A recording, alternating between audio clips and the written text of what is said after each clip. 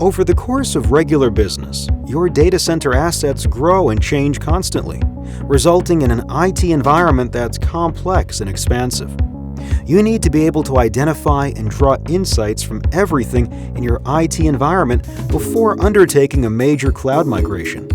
Now, server software inventory is simple, thanks to our proprietary SnapStart discovery engine coupled with Power BI.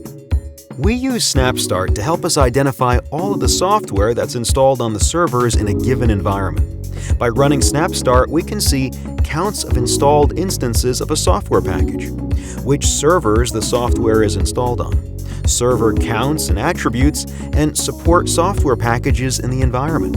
This information helps us validate software, fill in gaps in our app-to-server maps, and identify software components of business applications.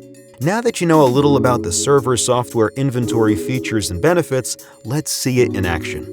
This is your main software summary dashboard. The pie chart shows us the installed applications and number of servers each app is installed on.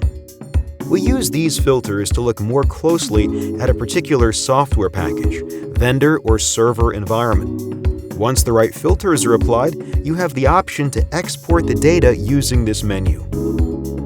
We can also filter by software type, for example, Active Directory, management software, or COTS, custom off-the-shelf software such as SQL or print applications. And we can filter by server. Doing so shows us all the applications that are installed on that server, by software type or other filters being applied.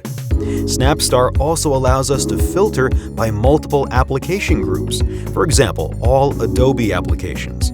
Applying these filters automatically adjusts the software package listing, as well as all of the servers involved. Thanks for watching. Be sure to check out other videos in the SnapStart demo series.